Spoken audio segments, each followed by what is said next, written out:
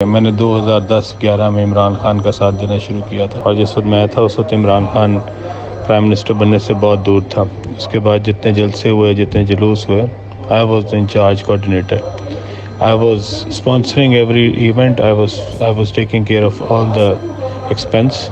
इमरान खान को गाड़ियाँ भी मेरी थी, इमरान खान के पास गार्ड भी मेरे थे, इमरान खान के पास डाले भी मेरे थे, वरना इमरान खान के पास तो उस वक्त शायद काउंसलर की सीट भी नहीं थी और हम बाकी समझते थे कि इमरान खान ही नया पाकिस्तान बनाएगा। 8 साल हमने इसके साथ काम किया और जब 2018 हुआ, 2018 का जब इलेक्शन हुआ 25 जुलाई को, तो 25 जुलाई के 3 दिन बाद मुझे नोटिस आ गया नैब का, and that was the first letter which I got from NAB. और एक दफ़ा जो नोटिस आया उसके 3 दिन बाद दूसरा नोटिस आया और 4 दिन बाद तीसरा नोटिस आया और 5 दिन बाद चौथा नोटिस आया, यानी कि अगले 15-20 दिनों में मुझे 4 दफ़ा नोटिस आया। और फाइनली जब मैं वहाँ पे बैठा हुआ था डीजी नैब में, जो कि एक मेजर साहब रिटायर्ड थे, तो उस वक्त पीछे टीवी पे चल रहा था कि उस्मान बुज़दार को जो है सीएम बना दिया। सो मैंने उनको बताया कि मेजर साहब, अब मेरे ख्याल में अब आपको ज़रूरत नहीं मुझे बुलाने की, क्योंकि जिसने सीएम लगना था वो लग चुका है। So who did it? Khan साहब डिड इट। और फिर 6 महीने बाद वन फाइन मॉर्निंग उन्होंने नैब में मुझे नोटिस दे के बुलाया और फिर उसके बाद मुझे गिरफ़्तार कर लिया। गिरफ़्तार क्यों किया? क्योंकि उनको लगता था कि शायद मैं उनके बिलवड बुज़दार के लिए जो है वो कोई यहाँ पे इशू क्रिएट कर रहा हूँ या मैं ख़ुद बनना चाह रहा हूँ फिर सीएम। खान साहब ने जो अपना इंतखाब किया और जो खान साहब ने अपना फ़ैसले किए, उसमें कौन सा मेरिट था, कौन सा नए पाकिस्तान की थी? बुज़दार हो या केपी का सीएम हो या आज़ाद कश्मीर का वज़ीर आज़म हो, उनका क्या क्राइटेरिया उनके लगाने में? सिर्फ यही कि वो बिल्कुल चवल हैं और वो बिल्कुल फारिग हैं। मुझे अफसोस होता है कि हम जिस बंदे के लिए इतना काम करते रहे उसने हमारे साथ ये किया। और फिर उसके बाद जब हमें उसकी एडमिनिस्ट्रेशन देखी हो तो जितनी करप्शन बुज़दार के दौर में पंजाब में हुई है, इतनी करप्शन तो कभी नहीं हुई थी। हर ट्रांसफ़र की, हर पोस्टिंग की जो है वो यहाँ पे पैसे दिए जाते हैं। डीसी लगाने का 3 करोड़ रुपया है, एसपी लगाने के 2 करोड़ रुपया है, कमिश्नर लगाने के अलग पैसे हैं। हर ट्रांसफ़र पोस्टिंग के पीछे पैसे दिए जाते हैं। इमरान खान को बाहर से देखना और ड्राइंग रूम में बैठ के देखना और टीवी पे बैठ के देखना और उसकी बातें सुनना वो बहुत अच्छी हैं। बातें तो इसके अलावा भी बहुत अच्छे अच्छे लोग करते हैं, लेकिन जब अमल की बात आती है तो फ़रा बीबी के ज़रिए जो रिश्वत ली गई है पंजाब में और जो उनकी बेगम को सेट मिले हैं मलिक रियाज साहब से, आपके तो सारे दोस्त आर्मी में मौजूद हैं, ज़रा उनसे पूछें कि आपके जो पुराने जनरल आसिम को निकाला गया था किस बात पे निकाला था? क्योंकि जनरल आसिम ने जाके इमरान खान को बताया था कि आपके घर में सेट आया है रिश्वत का, जो कि मलिक रियाज साहब ने भेजा है। और उसके बाद उनको जनरल आसिम को DGISI से हटा दिया गया था, क्योंकि उन्होंने उसको कहा था कि you are crossing the limits. General Asim तो आपके बैचमेट होंगे या आपके बिल्कुल करीबी होंगे, तो आप ज़रा उनसे पूछें ये बात ठीक है या नहीं। और वो जो तोशे खाने की घड़ियाँ आई हैं जिनको बेचा गया और जिसके पैसे जो है वो इमरान खान साहब की बेगम साहबा ने वसूल किए हैं, उसकी वो तफसीलात क्यों नहीं बताते? इतने जो ईमानदार हैं तो अपनी बातें क्यों नहीं बताते? ये जो पैसे यहाँ से गए हैं सारे के सारे जो बुज़दार ने कलेक्ट किए हैं, वो किसके पास गए हैं? हु वाज फरा? क्या रोल था फरा का? ये मेरे से ज़्यादा टाइम किसी ने नहीं गुजारा। I know exactly what was going on. So I just thought कि ये जो फैंटेसिज्म है ये हमने भी बहुत देखा था और हमने भी बहुत करने की कोशिश की, but reality was different. What we see in Imran Khan is different, what he actually is entirely different. और ये जो उसने लिबादा ओढ़ा हुआ है और जो उसने अपने ऊपर कैमोफ्लेज किया हुआ है, इंशाल्लाह ताला अल्लाह ताला अल्लाह है, वो सारी कौम के सामने उसको लेके आएगा। आई एम नॉट सेइंग कि जो नवाज शरीफ है वो बहुत बड़ा एंजल है और ये शहबाज शरीफ है या वो है। मैंने अपना हिसाब बराबर करना है, जो उसने मेरे साथ किया, मेरे बच्चों के साथ किया, और मैं उसका हिसाब बराबर करके छोड़ूंगा। Rest I don't even care. बिस्मिल्लाहिर्रहमानिर्रहीम, अस्सलाम वालेकुम my dear family, this is Rana. उम्मीद करते हैं आप सब खैरियत से होंगे। आपने अलीम खान साहब की एक ऑडियो सुनी, ये जैसी हम तक पहुंची हमने आपके साथ शेयर कर दी। ठीक उसी तरह जब भी कोई बात हमें पहुंचती है हम आपकी खिदमत में पेश कर देते हैं। इस ऑडियो को अगर आप गौर से सुने तो आपको अलीम खान साहब बहुत ज़्यादा मायूस नज़र आएंगे। ये ऑडियो लीक होने से पहले अलीम खान साहब ने एक प्रेस कॉन्फ्रेंस की थी।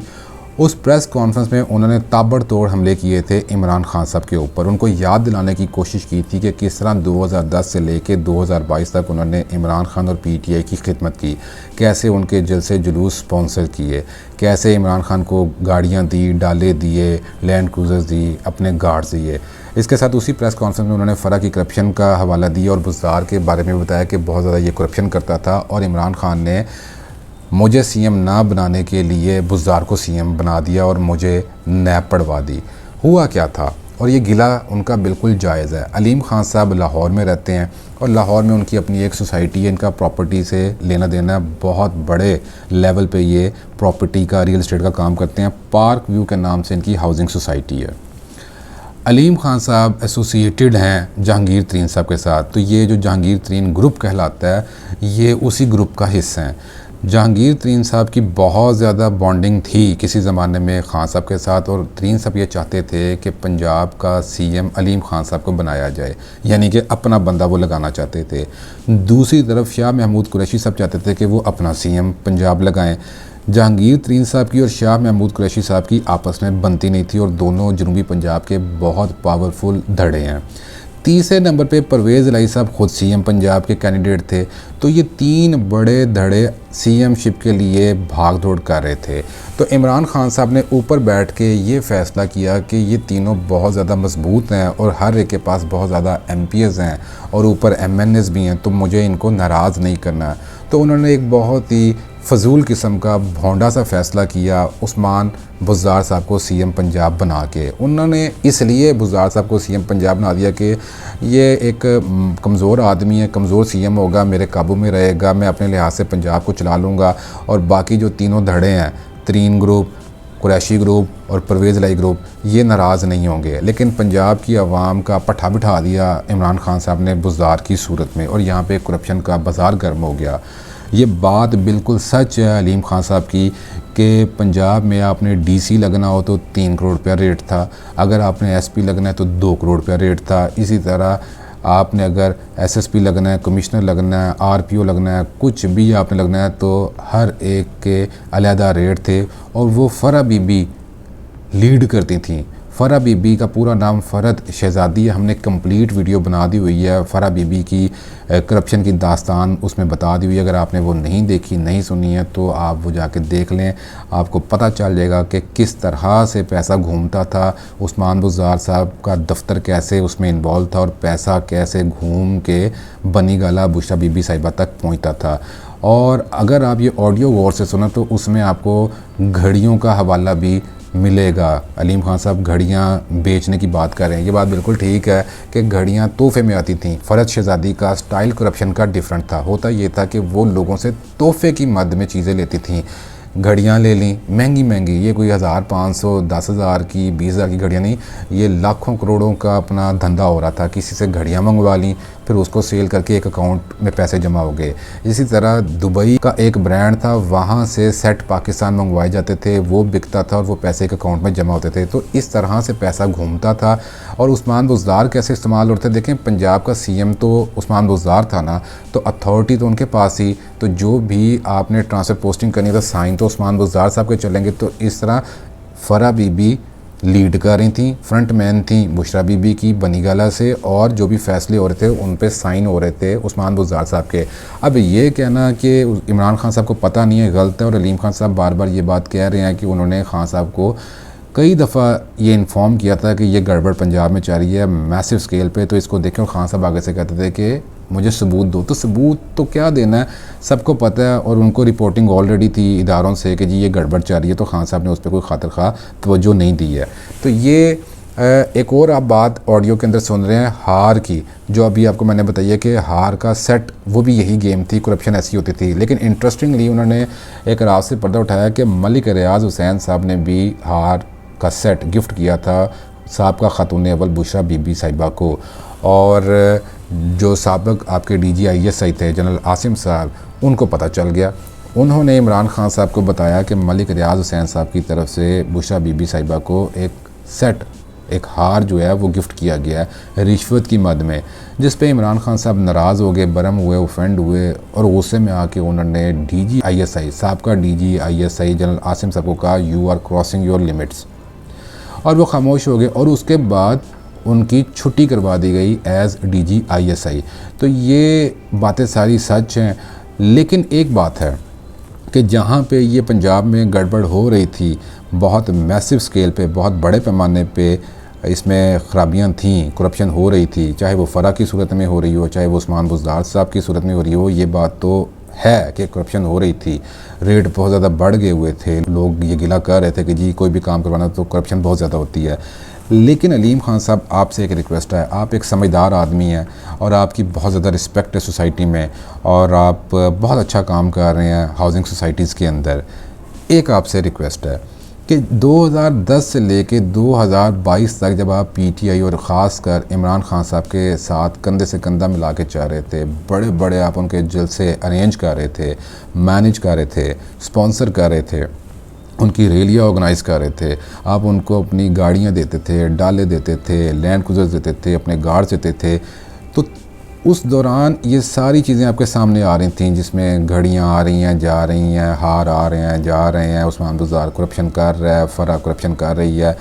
आप इमरान खान साहब को बता रहे थे, लेकिन आप पब्लिकली आके नहीं थे बता रहे। आपने 2010 से लेके 2022 तक एक भी बात आके नहीं बोली।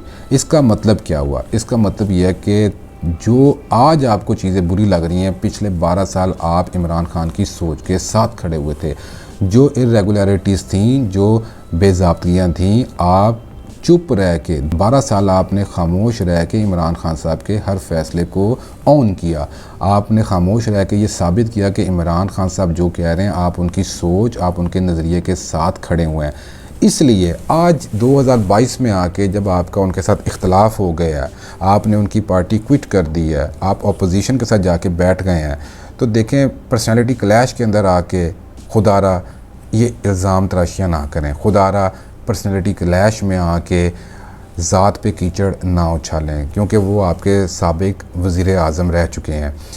उनका एक स्ट्रेचर है, उनकी एक स्टैंडिंग है, उनकी बहुत बड़ी फॉलोइंग है। बहुत शानदार आप काम कर रहे हैं, आपका कद बहुत बड़ा है। प्लीज़ रिक्वेस्ट है पाकिस्तान के वसीअ तर मफाद में, ताकि हमारी नस्लें अच्छा मैसेज लें हमारे सियासतदानों से, वो सीख पकड़ें, लर्निंग लें कि अगर आपका किसी से कोई भी नज़रियाती इख्तलाफ हो जाता है तो आप ज़र्फ़ का मुज़ाहरा करते हुए, बग़ैर किसी की ज़ात पे कीचड़ उछाले हुए, बग़ैर किसी के राज खोले हुए, बग़ैर किसी को गद्दार कहते हुए चुप करके साइड पे हो जाए। इख्तलाफ हो गया ना, आपने दूसरी पार्टी को ज्वाइन कर ली है, बस ठीक है, खामोशी से बंदा दूसरी तरफ हो जाए। और इमरान खान साहब से रिक्वेस्ट है कि ये बहुत ज़्यादा संगीन इल्ज़ाम आपकी पार्टी के अपने बंदे आप पे लगा रहे हैं और ये आपको पता था कि कैसे करप्शन हो रही है। तो आप नेक्स्ट टाइम जब आएँ, आपको अल्लाह ताला जो भी ओहदा दे, आपको वफाक में लेके आए या पंजाब में लेके आए, खुदारा ये जो करप्शन हुई है, जो ये लूट मार हुई है, ये आवाम का पैसा प्लीज़ आवाम तक पहुंचा दीजिएगा। अगर आपको वीडियो पसंद आई है तो काइंडली लाइक कीजिए, कमेंट कीजिए, शेयर कीजिए। हमें अपनी दुआ में याद रखें। अल्लाह हाफ़िज़।